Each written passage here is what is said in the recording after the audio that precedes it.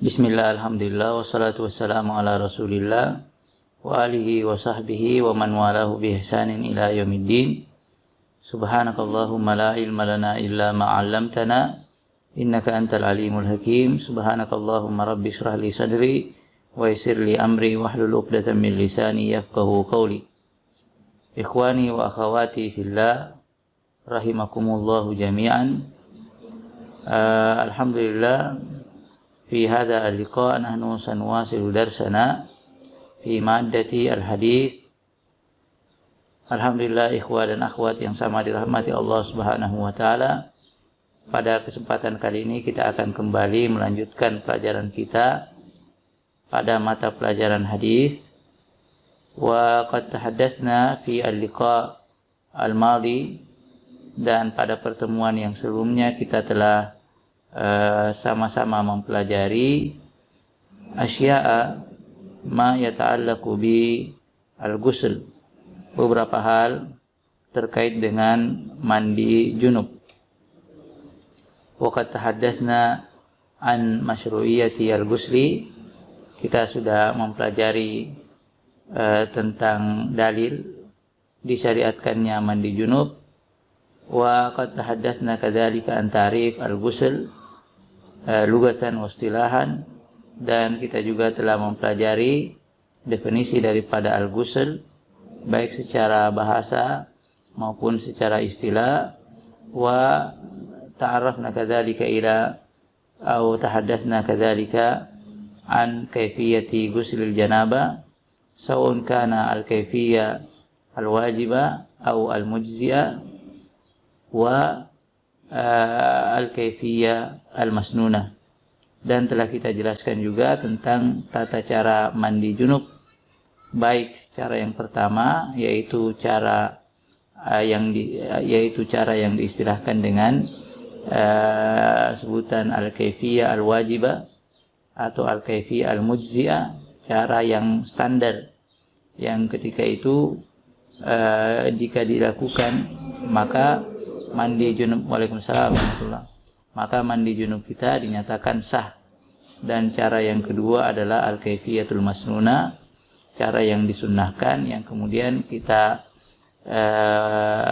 pelajari pada dua hadis yang telah kita sampaikan pada pertemuan yang sebelumnya, yaitu hadis Aisyah radhiyallahu taala anha dan hadis Maimunah radhiyallahu taala anha.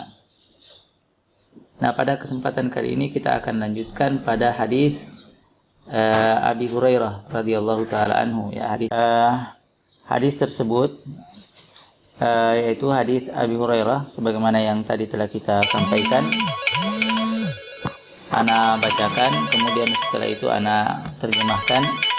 Silakan disiapkan alat tulisnya. Bagi yang memerlukan untuk mencatat terjemahannya, falyatafaddal. An Abi Hurairah radhiyallahu ta'ala anhu anna an-nabiy sallallahu alaihi wasallam laqiyahu fi ba'di turuqil Madinah wa huwa junubun. Qala fankanastu minhu fadhahabtu faktasaltu thumma ji'tu. Ini salah ya. Summa bukan tanwin di sini. Thumma ji'tu. Faqala aina kunta ya Aba Hurairah? Qala kuntu junuban fakarihtu an ujalisaka wa ana ala ghairi taharatin. Faqala subhanallah innal mu'mina la yanjus. Hadis ini adalah hadis yang wajib untuk kita hafalkan. An Abi Hurairah radhiyallahu taala anhu, dari Abi Hurairah radhiyallahu taala anhu, anna an-nabiy sallallahu alaihi wasallam laqiyahu fi ba'di turuqil Madinah wa huwa junubun. Nabi alaihi salatu wasallam pernah menjumpainya, atau beliau pernah berjumpa dengan Nabi alaihi salatu wasallam pada salah satu sudut jalan di kota Madinah. Wa huwa junubun, sedangkan pada saat itu beliau dalam keadaan junub. Abu Hurairah dalam keadaan junub. Jadi Nabi alaihi salatu wasallam beserta para sahabat yang pada saat itu bersama beliau suatu ketika pernah berada di salah satu sudut kota Madinah.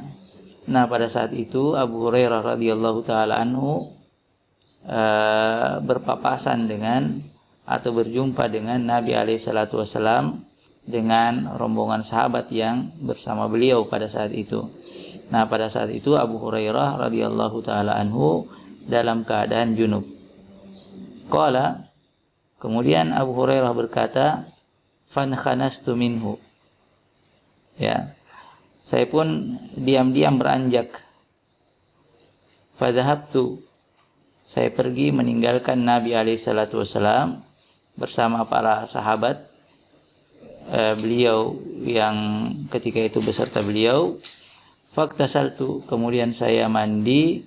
Summa ji'tu, kemudian setelah itu saya kembali lagi menemui Nabi alaihi salatu wasallam bersama para sahabat yang menyertai beliau.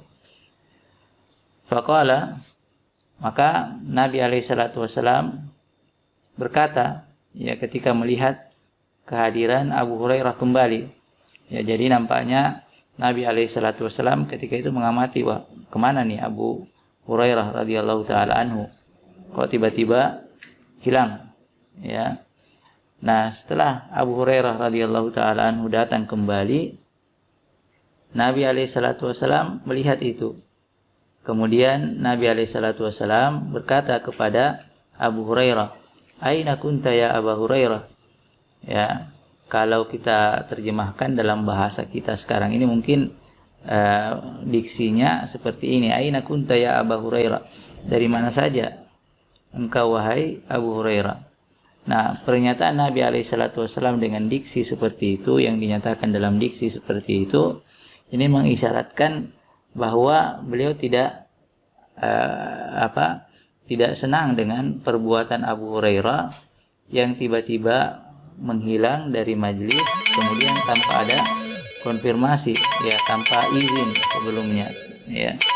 Karena itu maka mendapati Abu Hurairah kembali datang, ada kembali, maka Nabi alaihi salatu wasallam pun bertanya kepada beliau, "Aina kunta ya Abu Hurairah?" Dari mana saja engkau wahai Abu Hurairah radhiyallahu taala anhu. Ditanya seperti itu, maka Abu Hurairah radhiyallahu taala anhu menyadari bahwasanya apa yang beliau lakukan itu adalah merupakan sebuah kesalahan yang kemudian nampak dari pertanyaan Nabi alaihi salatu wasallam itu, ya. Maka beliau pun memberikan klarifikasi, ya. Beliau mengatakan, "Kuntu junuban." Ya, saya ini tadi dalam keadaan junub. "Fakarihtu an ujalisaka wa ana ala ghairi taharatin." Kata beliau, karena itu saya tidak senang, ya, berada dekat denganmu wahai Nabi alaihi salatu wasallam sementara saya tidak berada dalam keadaan suci. Ya, sementara saya berada dalam keadaan junub.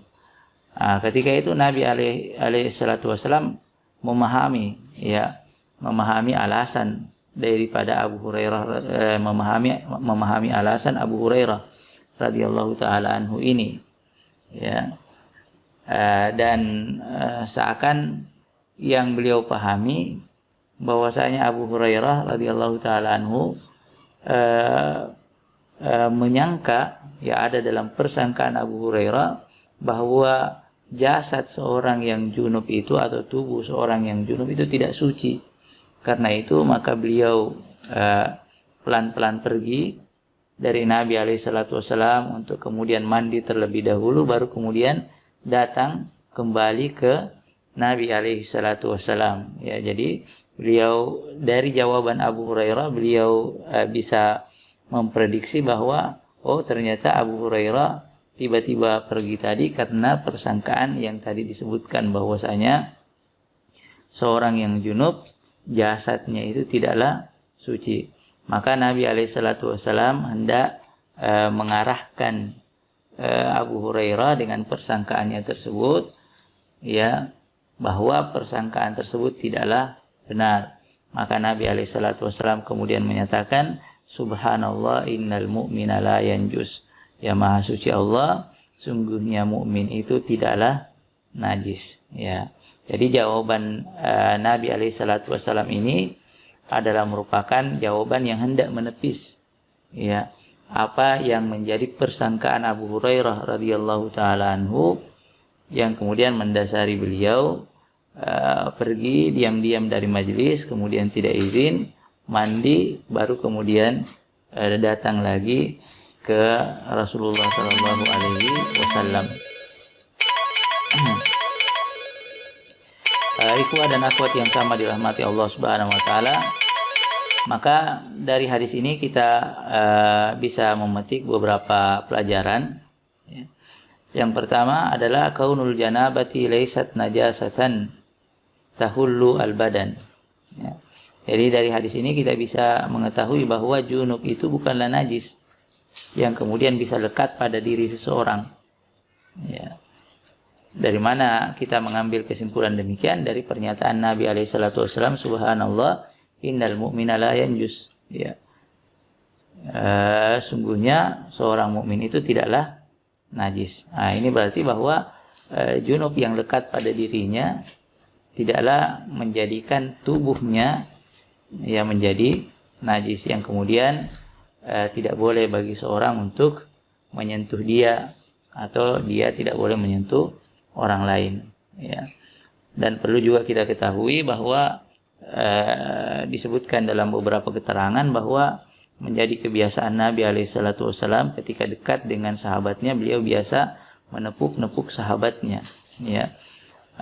Dan hal inilah yang kiranya ya menyebabkan Abu Hurairah radhiyallahu taala anhu tidak senang berada di dekat Nabi SAW sedangkan beliau dalam keadaan junub, yang kemudian beliau nyatakan dengan pernyataannya, kuntu junuban fakarihtu an ujalisaka wa ana ala ghairi taharatin. Karena beliau menyadari bahwa ketika beliau dekat dengan Nabi SAW, maka ketika itu biasanya Nabi SAW menepuk-nepuk sahabat yang dekat dengan beliau, dan ada persepsi dalam pikiran beliau bahwasanya seorang yang junub lekat najis pada badannya sehingga tidak boleh bersentuhan dengan orang yang berada dalam keadaan suci. Kemudian yang kedua, kaunul insan la tanjusu dzatuhu la hayyan wala mayyitan. Ya, dari hadis ini juga kita mengetahui bahwa manusia itu tidaklah najis ya. Zatnya tidaklah najis, baik ketika mereka dalam keadaan hidup, masih hidup, maupun ketika mereka telah meninggal, jasadnya tidaklah najis. Ya, dari keumuman sabda Nabi SAW, subhanallah, innal mu'mina la yanjus. Kemudian dari hadis ini juga kita mengetahui ya jawazu ta'khir al-ghusli minal janabah. Dari hadis ini juga di antara pelajarannya adalah jawazu ta'khiril ghusli minal janabah, boleh mengakhirkan mandi junub.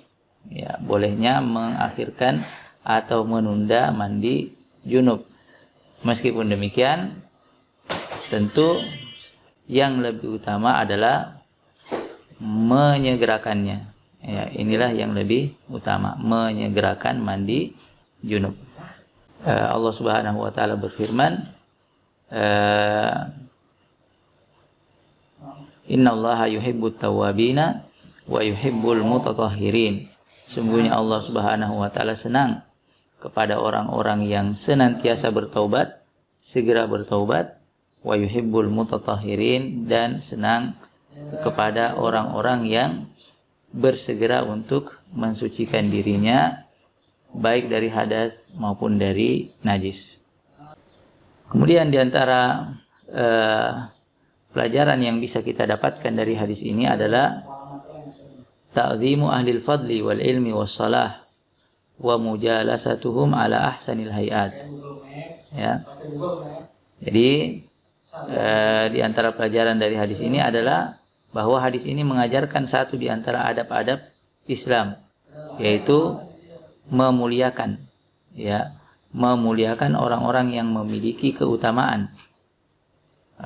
Misalnya guru kita atau orang tua kita dan seterusnya, dan memperbaiki kondisi diri kita ini ketika ada bersama mereka. Jadi tidak tampil serampangan ya di hadapan mereka atau bersama mereka. Jadi di antara adab Islam adalah menghormati, sekali lagi menghormati orang-orang yang memiliki keutamaan, dan satu di antara bentuk penghormatan itu adalah berada bersama mereka dalam kondisi yang betul-betul layak, ya, dalam kondisi yang betul-betul baik. Dan inilah yang isyarat yang dinyatakan di dalam hadis ini ketika Abu Hurairah radhiyallahu taala anhu mengatakan, fakarihtu an ujalisaka wa ana ala ghairi taharatin, saya tidak senang berada bersama engkau wahai Nabi alaihi salatu wasalam sementara saya dalam keadaan tidak suci. Kemudian di antara pelajaran yang juga bisa kita dapatkan dari hadis ini adalah masyru'iyatu isti'dzani tabi' lil matbu' fil insiraf. Faqad ankara an-nabiy sallallahu alaihi wasallam ala Abi Hurairah dhahabahu min ghairi ilmihi wa dzaka anal isti'dzan min husnil adab. Ya. Jadi dari hadis ini juga kita bisa mengambil faedah, kita bisa mengambil pelajaran tentang disyariatkannya meminta izin. Ya, bagi at-tabi' lil matbu', bagi orang yang berada, yang ikut di dalam sebuah majelis kepada pimpinan majelis itu. Jadi misalnya seorang murid dengan guru ketika berada di kelas, maka ketika mereka akan beranjak ada keperluan, maka disyariatkan untuk bagi sang murid ini meminta izin kepada gurunya. Demikian juga anggota majelis dengan pimpinan majelis dan seterusnya, ketika akan pergi meninggalkan majelis tersebut, maka disyariatkan bagi mereka untuk meminta izin terlebih dahulu sebelum beranjak. Dan ini kita dapat lihat dari diksi yang dinyatakan oleh Nabi alaihi salatu wasallam ketika melihat kedatangan Abu Hurairah kembali. Ya, setelah sebelumnya beliau Abu Hurairah radhiyallahu taala anhu pergi diam-diam dan tidak meminta izin kepada Nabi alaihi salatu wasallam. Faqad ankara an-nabiy sallallahu alaihi wasallam ala Abi Hurairah dhahabahu min ghairi ilmihi. Nabi alaihi salatu wasallam telah dalam hadis ini ada isyarat bahwa beliau mengingkari kepergian Abu Hurairah radhiyallahu taala anhu tanpa izin atau tanpa sepengetahuan Nabi alaihi salatu wasallam. Hal ini menunjukkan wa dzaka anal isti'dzan min husnil adab. Hal ini menunjukkan bahwasanya meminta izin ketika akan beranjak dari majelis kepada pimpinan majelis ini adalah merupakan satu di antara adab-adab yang dianjurkan di dalam agama kita. Ikhwah dan akhwat yang sama dirahmati Allah Subhanahu wa taala, ini yang bisa kita pelajari pada kesempatan kali ini. Hadza ma darasnahu aw ma wasi'ana min darsihi fi hadzal yawm aw fi hadhihi al-munasabah. Insyaallah nuwasilu liqa'ana hadza fi al-liqa'at al-ukhra. Hadza wa sallallahu ala Muhammadin wa alihi wa sahbihi wa sallam walhamdulillahi rabbil alamin.